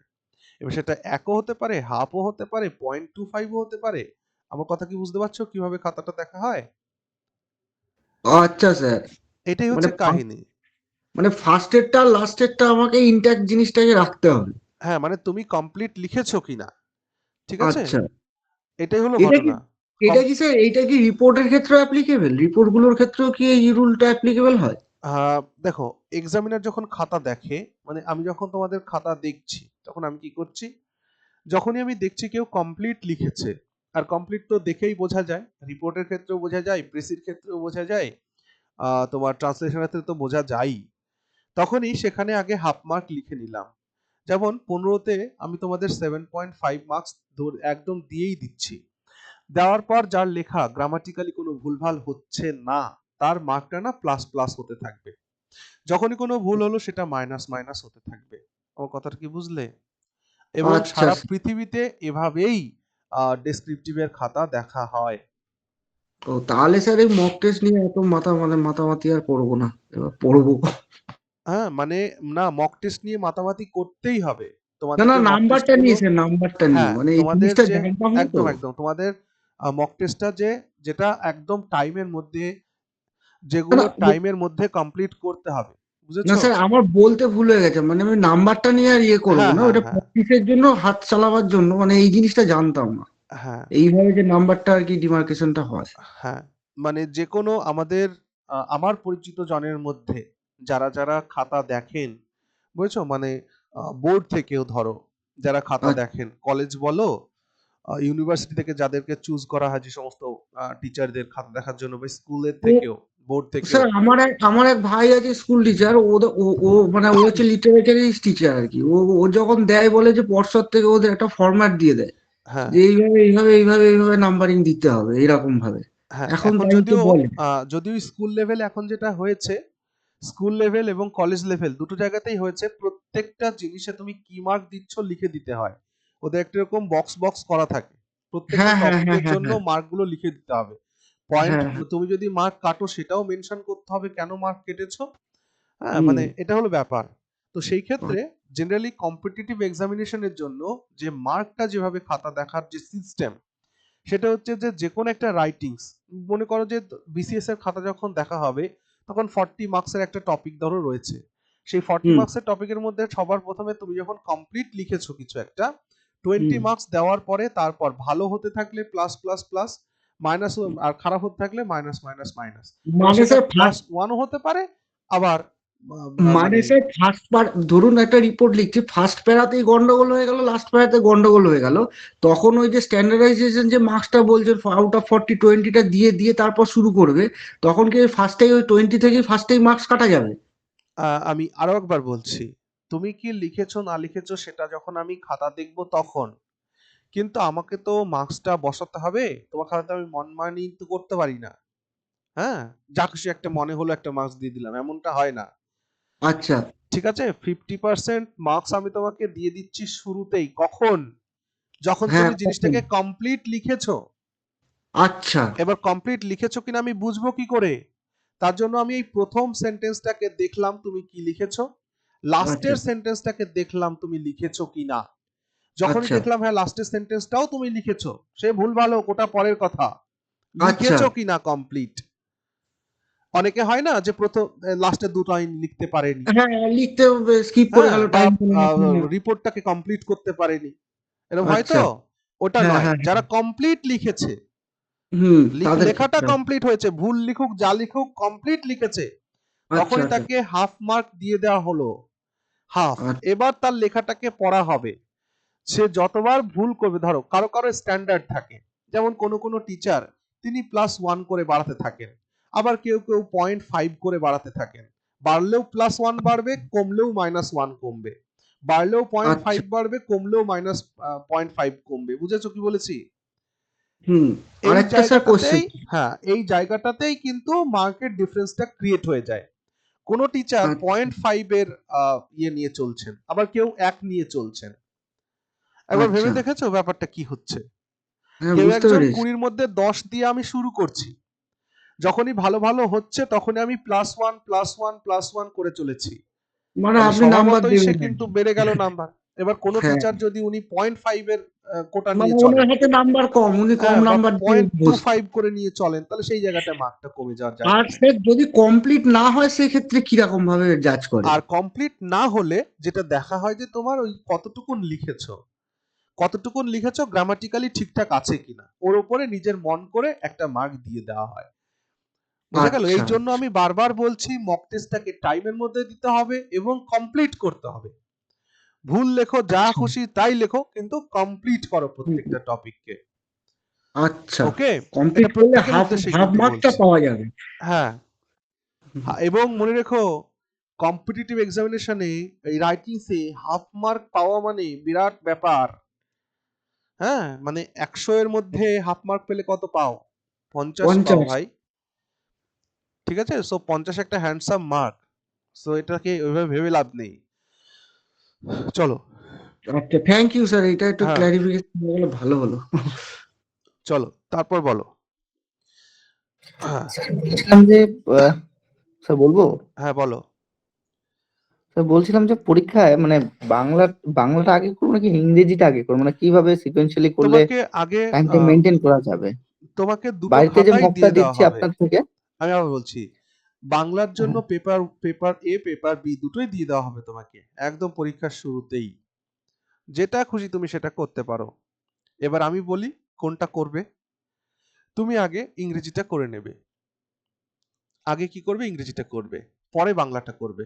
এখন সেই জিজ্ঞেস করো ইংরেজিটা কেন। না বেশি ভাবতে হচ্ছে বেশি হ্যাঁ, ইংরেজিটা এবার জানেন তো এবার জিজ্ঞেস করো কেন, কেন কেন আগে স্যার ইংরেজি করতে হবে। হ্যাঁ, সবার শুরুতে তোমরা ইংলিশটাকে কমপ্লিট করবে। কেন? কারণ ইংলিশটা তোমাকে ভাবতে হচ্ছে, এবং পরীক্ষা সবে শুরু হয়েছে, তোমার মধ্যে একটা কনফিডেন্স আছে যে হ্যাঁ আমি এটাকে কমপ্লিট করে ফেলতে পারবো। ওকে, বাংলাটা যেহেতু আমাদের মাতৃভাষা, সেহেতু আমরা তাড়াহুড়ো করে যা কিছুই লিখি গ্রামাটিক্যালি ভুল হওয়ার জায়গা নেই, বানানে ভুল হওয়ার জায়গা নেই। ওকে, তাই দ্রুততার মধ্যে লিখতে গেলেও বাংলা কিন্তু আমার ভুল হবে না, কিন্তু ইংরেজি আমি দ্রুতর মধ্যে লিখতে পারবো না। ধরো ভগবান না করুন এমন ঘটনা ঘটলো, 1 ঘন্টা মানে 60 মিনিটস টাইমের মধ্যে 40 মিনিট আমার ইংরেজির জন্য লেগেছে, আর 20 মিনিট পড়ে আছে বাংলার জন্য। এবার বলো তো উল্টোটা যদি হতো।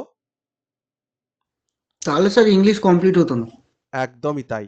এই জন্য বলছি যে ইংলিশে যদি আমার 40 মিনিট লেগেও যায়, তবু আমার নিজের মধ্যে একটা কনফিডেন্স থাকবে যে বাংলা আমি 20 মিনিটে কমপ্লিট করে দিতে পারবো। বলো হ্যাঁ কি না? হুম এই জন্যই হ্যাঁ বলছি পরীক্ষার হলে খাতা দুটোই দিয়ে দেওয়া হবে তোমাকে, আগে ইংরেজিটাকে কমপ্লিট করে ফেলবে, সেটা যদি 5-10 মিনিট বেশিও চলে যায় কোনো ইস্যু নেই, বাংলা তুমি পেরেই যাবে।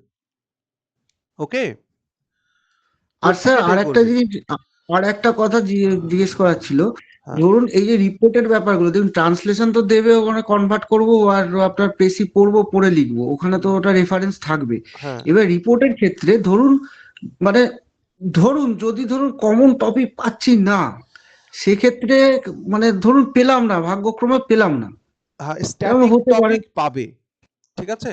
ভাগ্য দুটোর ক্ষেত্রে যতই খারাপ হোক, কনভেনশনাল টপিক যেগুলো বলেছি না, কোনো হ্যাঁ স্যার, অ্যাক্সিডেন্ট হতে পারে বা কিছু হতে পারে, এগুলো পাবে। ইংলিশের ক্ষেত্রে ধরো পেলাম পেলাম ধরুন, এবার 2019-এ দেখেছিলাম যেমন আপনার বাংলার ক্ষেত্রে দুটোই কারেন্ট অ্যাফেয়ার্স এর উপরই দিয়ে দিয়েছিল।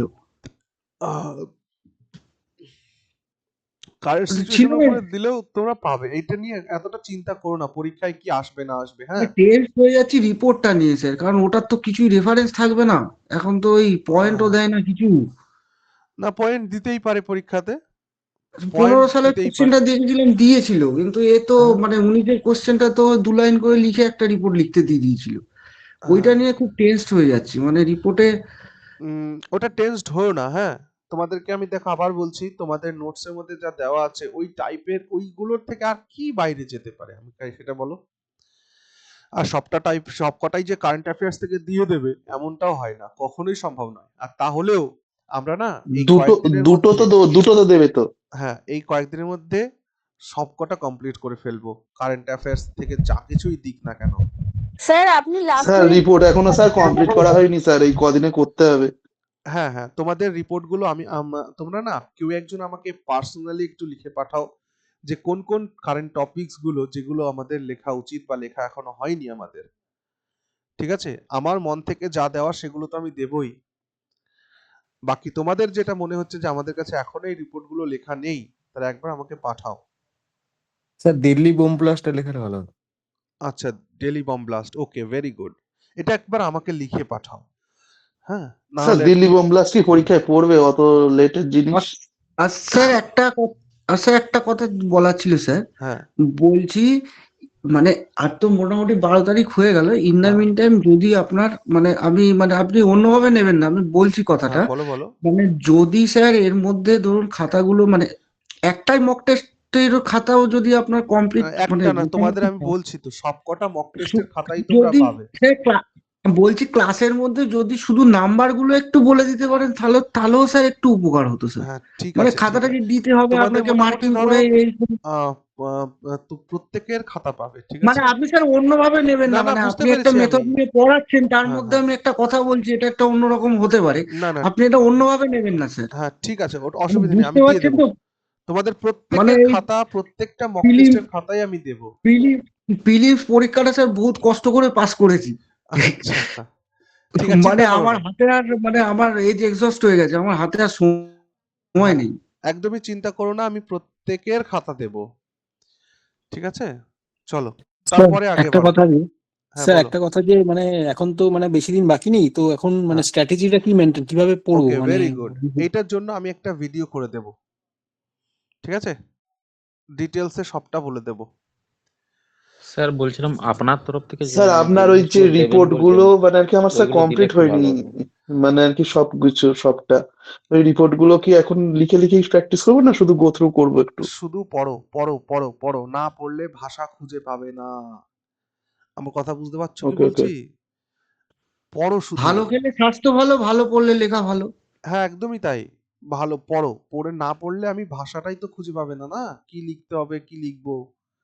স্যার আমি বলছিলাম কারেন্টের উপরে আমি কতগুলো লিখেছিলাম, হ্যাঁ সেটা ওই আপনাকে তুমি পাঠিয়ে যেগুলো দিলে চেক করবেন। পাঠিয়েছিলে ওগুলো আমি সবটা তুলে নিয়েছি, তুলে নিয়ে ওটাকে দু একটা বোধহয় দিয়েছিলামও আমি। হ্যাঁ ওইটা আমি দিয়ে দেবো, ঠিক আছে, আমাকে একবার পার্সোনালি লেখো, ঠিক আছে স্যার। ঠিক আছে। স্যার একটা কথা বলবো, হ্যাঁ বলো। বলছি স্যার এখন তো আর বেশি টাইম বাকি নেই, তা হুম কোনগুলো বেশি বেশি করে পড়বো সেই একটু সাজেশন যদি বলে দেন। ওকে ঠিক আছে চলো বলে দেবো, বলে দেবো। সাজেশন তো আমি এমনিই বলবো, আগে আগেই বলে দেবো। চলো দেখি আজকে রাতেই একটা ভিডিও করে দেবো এই বিষয়ে, কোন ইস্যুগুলোকে ফোকাস করবে।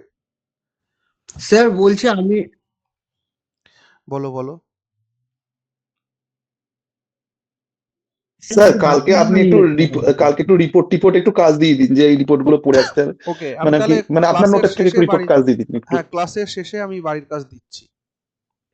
স্যার আপনি যে পিডিএফটা দিয়েছেন সেই পিডিএফটা থেকেই দিন, তাহলে শেষ হ্যাঁ করা হ্যাঁ যায় এগুলো ভালো। ঠিক আছে, ওকে। স্যার বলছি আমি একটু লিভ নিচ্ছি স্যার, আমার হ্যাঁ মেয়েটা শরীর খারাপ, একটুখানি ডাক্তারখানা নিয়ে যেতে হবে। ওকে ওকে ঠিক আছে, দেখো ওকে দেখো। হ্যাঁ চলো, এই কোন পর্যন্ত হলো? এই পর্যন্ত। আচ্ছা, এখানে না ডয় শূন্য র হবে, নড়িতে হ্যাঁ। পারে না। সে নড়িতে পারে না। তারপর কি হলো?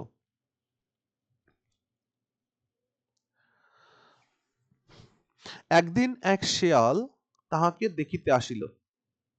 বলবো বলো। One day A Jekyll came to visit it. Why Jekyll not Fox? শেয়াল তো, হ্যাঁ ফক্স তো খ্যাকশিয়াল। আচ্ছা okay, আচ্ছা, স্যার ফক্স লিখলে কি ভুল হবে? Use Fox instead of jackal. Okay, one ঠিক day আছে sir. a fox came to see it.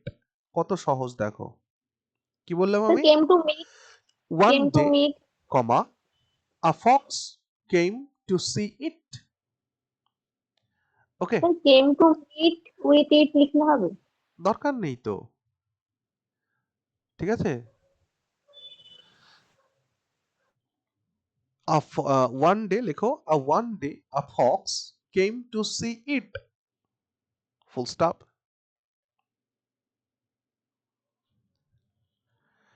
তারপর সে দূরে দাঁড়াইয়া দেখিতে লাগিল। কি লিখবে? Why are you stand there? The fox The stood at a fox distance stood at a distance and and observed the rider. kept watching. Okay, কি লিখছো? The fox stood at a distance and kept watching. The fox stood at a distance and kept watching. Full stop. Sir আগের লাইনটা বলবেন একবার, net কেটে গেছিল। One day, comma, a fox came to see it. One day a fox came to see it. এটা ছিল আগের line. তারপরের লাইনে বললাম the fox stood at a distance and kept watching. Full stop. Sir ওটাকে participle দিয়ে করলে হয় না? স্ট্যান্ডিং ফর কমা দিয়ে দা ফক্স কেপ্ট ওয়াচিং। হ্যাঁ অবশ্যই হয়, অবশ্যই হয়। স্যার এটা এরকম লিখলে হবে, the Fox was standing far away, মানে দূরে দাঁড়াইয়া, অ্যান্ড ওয়াচিং ইট। হ্যাঁ করতে পারো, দাঁড়িয়ে দাঁড়িয়ে দেখছিল, করতে পারো। তারপরে বলো, বাঘ বলিল, the tiger said, comma inverted comma, তুমি ওখানে দাঁড়াইয়া আছো কেন? Why are you standing there? Question mark. কাছে এসো, কাম ক্লোজার, কমা গল্প করি, let's talk. Let's have a chat. have a chat করলে ওটা বলছি। এগুলো slang, have a chat use করো না, this are slang. Okay, let's talk বলো, ওটাই বেটার হবে। এ তো বাড়িতে কাকা।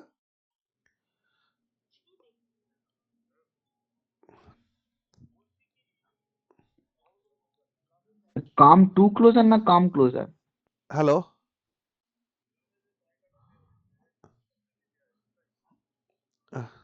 আচ্ছা আমি ক্লাসটা শেষ করি। হ্যাঁ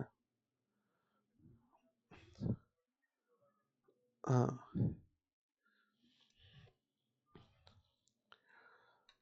হ্যাঁ চলো, কোথায় ছিল যেন? কাম ক্লোজার, কাছে এসো। ইংরেজিটা কি লিখছো তোমরা? আমি তো আমার মতন বলে যাচ্ছি।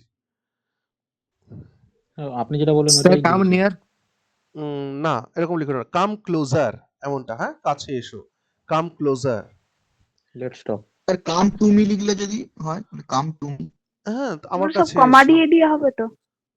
হ্যাঁ যেমন আছে তেমন, কাম ক্লোজার কমা গল্প করি let's talk LET অ্যাপোস্ট্রফ comma S let's talk.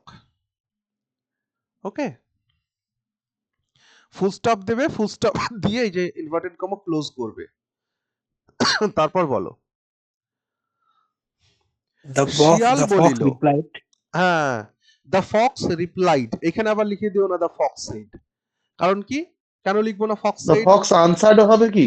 একদম, ফক্স আনসার্ড করতে পারো, ফক্স রিপ্লাইড করতে পারো, হ্যাঁ সুন্দর। দ্য ফক্স যেহেতু প্রতি রিপ্লাইড, উত্তর তো। হ্যাঁ ওই আনসার্ড থেকে রিপ্লাই কথাটা ভালো। দ্য ফক্স রিপ্লাইড কমা আমার সাহস হয় না, কি লিখবা?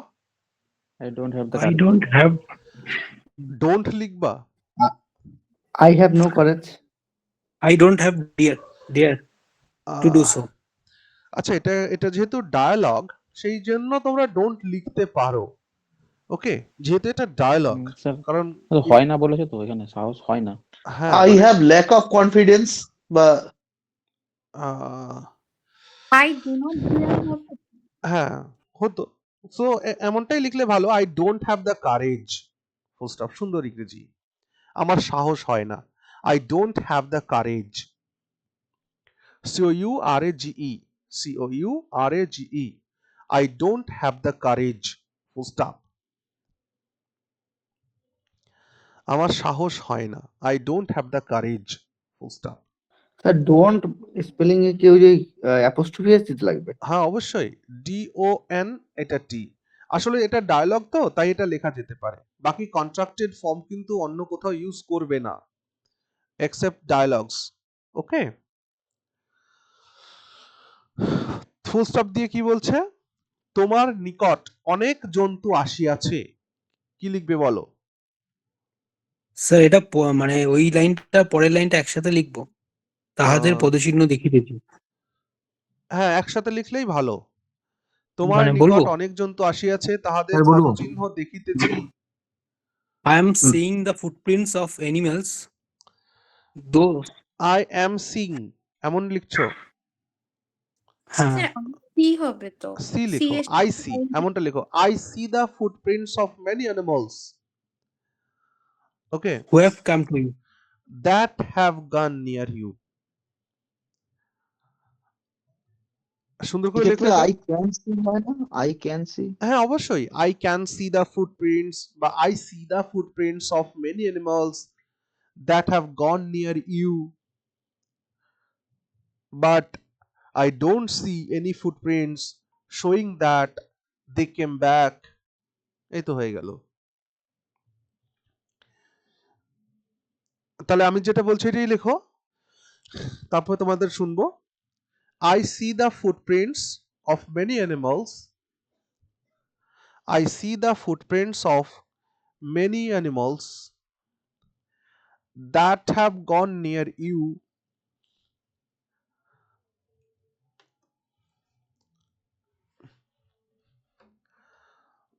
ওকে ফুল স্টপ বা ফুল স্টপ না দিয়েই কন্টিনিউ করো, but I don't see any footprints showing that they came back.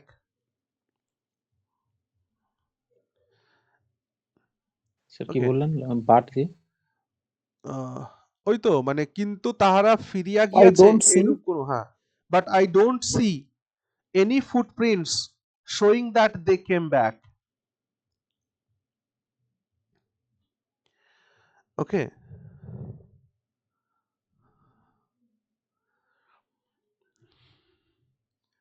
দিয়ে এখানে বোধহয় হয় ইনভার্টেড কমা ক্লোজ আছে, ইনভার্টেড কমা ক্লোজ করে দাও, showing that they came back. Showing that they came back, yes, তারা এখনো ফিরিয়ে আসেনি বা ফিরে এসেছে, সরি ওই যে ফিরিয়া গিয়াছে লিখেছে, কিন্তু তাহারা ফিরিয়া গিয়াছে এইরূপ কোনো চিহ্ন দেখিতেছি না। But I don't see any footprints showing that they came back.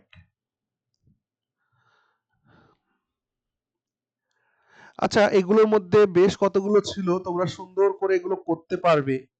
এখানে একটা যেটা আমি তোমাদের কাছ থেকে চাইবো যে তোমরা সবাই লিখে আজকে রাত্রের মধ্যে তোমাদের ওই গ্রুপ ডিসকাশনে, গ্রুপটা যেটা আছে ওটাতে পোস্ট করবে সবাই। সেটা হচ্ছে এই যে নবদ্বীপের একটা ঘটনা আছে না, এখানে দেওয়া আছে না, বল্লাল সেনের কাহিনী। ওই লেখাটাকে একবার তোমরা গ্রুপে শেয়ার করো, আমি লেখাগুলো দেখবো তোমাদের। পিকেতে সরকারের। হ্যাঁ, মানে আমি কতদিন হোমওয়ার্কের মধ্যে দিয়েছিলাম, দেখো এর মধ্যে আছে, দেখে নি দাও।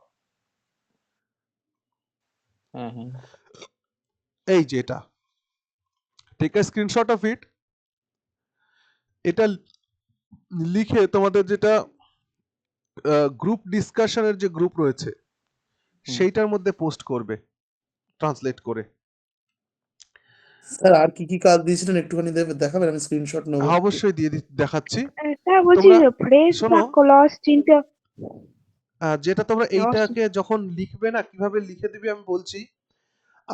আগে বাংলা লাইনটা লিখবে, তারপর তার ট্রান্সলেশন, তারপর আবার বাংলা লাইনটা লিখবে, তারপর তার ট্রান্সলেশন। এটা করলে আমার দেখতে সুবিধা হবে। মানে এক একটা লাইন, এক একটা বাংলা, এক একটা ইংলিশ। হ্যাঁ হ্যাঁ হ্যাঁ, এক একটা বাংলা লাইন তার স্যার ট্রান্সলেশন। চ্যাটে লিখবো, স্যার চ্যাটে লিখবো নাকি না না না, এমনি খাতায় লিখে ছবি তুলে মানে পাঠাবে। ছবি তুলবো? হ্যাঁ হ্যাঁ, খাতায় লিখে ছবি তুলে পাঠাবে। আচ্ছা হ্যাঁ, আচ্ছা ঠিক আছে। এটা লিখলে দেখতে সুবিধা হবে আমার। মানে আপনি সাবজেক্ট অবজেক্ট ঠিকঠাক ধরতে পারছি কিনা এটা দেখবেন আর কি ভালো হ্যাঁ করে, হ্যাঁ তাই তো? হ্যাঁ হ্যাঁ, এক একটা করে লাইন লিখবে, তারপর তার ট্রান্সলেটেড পার্টটা লিখবে।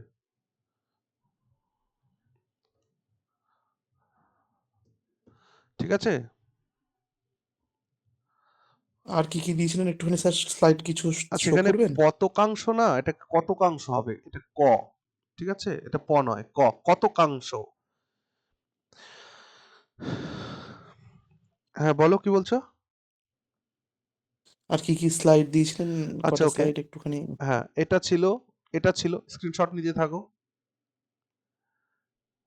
ওকে ওকে এটা ছিল, ওকে এটা, ওকে এটা, স্যার প্রথম 10টা ছিল তো? আচ্ছা, তাহলে এগুলো নিতে থাকো। এটা নিয়েছো? ওকে ওকে এটা, ওকে এটা, ওকে এটা, এটা তো এটা তো আজকে স্যার হলো। হয়ে গেল আছে। এটা, ওকে স্যার এগুলো সবগুলো লিখে পাঠাবো? না না, তোমরা আমাকে ও শুধু লিখবে ওইটা। তোমরা সবকটাই, কিন্তু আমাকে পাঠাবে হচ্ছে এইটা। খ্রিস্টীয় একাদশ শতাব্দীর শেষ ভাগে বল্লাল সেনের সময়ে বঙ্গদেশের রাজগৌরব চতুর্দিকে বহুদূর পর্যন্ত বিস্তৃত হইয়াছিল। বর্তমান বাংলাদেশ ও পশ্চিম বাংলার অধিকাংশ স্থান এবং বিহার উড়িষ্যার কতকাংশ, এখানে দেখবা কতকাংশ আছে না, কতকাংশ, তাহার সাম রাজ্যভুক্ত পার্ট ছিল। তো ওটা মানে। হ্যাঁ হ্যাঁ, সাম পার্টস। ওকে, বিক্রমপুরের অন্তর্গত রামপালে তাহার রাজধানী ছিল, কিন্তু গঙ্গার তীরে তার বাস করিবার জন্য তিনি নবদ্বীপ রাজপ্রাসাদ, সভামণ্ডপ, পরিষদ বর্গের বাসস্থান প্রভৃতি নির্মাণ করিয়া ক্রমে উহাকে বৈভবশালী দ্বিতীয় রাজধানীতে পরিণত করেন। শেষ জীবনে তিনি অধিকাংশ সময়ে নবদ্বীপেই বাস করিতেন। তাহার ফলে দেশে বিদেশে বহু জ্ঞান, বুদ্ধিমান, গুণীবান ব্যক্তি নবদ্বীপে সমবেত হওয়ায় নবদ্বীপ, এই নবদ্বীপ বানান এখানে ভুল আছে, দয়ব হবে, বিদ্যাচর্চার কেন্দ্ররূপে পরিণত হয়। স্যার এর পরের সাইডটা একবার দেখান। এটা, এই সংসারে কেহই আবদ্ধ থাকিতে ভালোবাসে না। ওই পিকে দে সরকার স্যারের বইয়ে এক্সারসাইজ যেগুলো আছে না, ওখানে দেখবা 1 থেকে 10 পর্যন্ত আমি দিয়েছিলাম স্লাইডে। স্যার নো ওয়ান্ট দিয়ে শুরু হবে তো এখানে?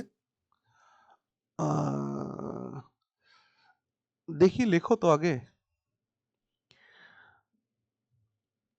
এই ধরনের টার্মে নো ওয়ান দিয়ে শুরু করাটাই শ্রেয়। No one in this world likes to live in bondage, এমন করে করবে। সকলেই স্বাধীন হইতে চায়, everyone wants to be free. যদি তুমি একটি স্যার পাখি ধরো, কালকে রিপোর্টের কাজ দিয়ে দিন, একটু রিপোর্টের কাজ দিন। If you catch a bird, আচ্ছা রিপোর্টের কাজ, তো চলো তাহলে কি ট্রান্সলেশনে দুটো হলো? হ্যাঁ না না ট্রান্সলেশন কি ওই বল্লাল সেনেরটা হলো? না, যে আমি শুধু বল্লাল সেনেরটাই তোমাদের লিখে পোস্ট করতে বললাম, বাকি এগুলো তোমরা সবাই তো করবেই। ওকে, এইটা আমি তোমাদের খাতা চেক করতে চাই, সেটা গ্রুপ ডিসকাশনে যেটা আছে ওটাতে পোস্ট করবে, কপি চেকেরটাতে পোস্ট করবে না। স্যার একটু ওপেন করে দিন ওগুলো তাহলে, এটা আমার ওটা খোলা ওপেন নেই। করা নেই, আচ্ছা ওপেন করে দিচ্ছি। ঠিক আছে ঠিক আছে, তাহলে দেখি সাজেশন বলে দেবো দেখি আজকে। স্যার আজকে একটু বলে দিন, কারণ স্যার এখন হ্যাঁ থেকে পড়তে স্টার্ট করবো একটু একটু করে ওকে ওগুলো, ওকে ওকে মানে ঠিক ভালো আছে। করে। হুম। স্যার ফ্রেজ ক্লজটা চিনতে অসুবিধা হচ্ছে, কি কোনটা কি টাইপের ক্লজ, মানে ফ্রেজ। ও আচ্ছা, এখন ফ্রেজ ক্লজটা নিয়ে আর ভাবতে হবে না, হ্যাঁ। লেখাটাকে একটু প্র্যাকটিস করো, ট্রান্সলেশন গুলোকে একটু দেখো, হ্যাঁ। দেখি মাঝে একটা ক্লাস দেবো খুনি, দেখি এক্সট্রা দিনের বেলায়। ঠিক আছে তাহলে।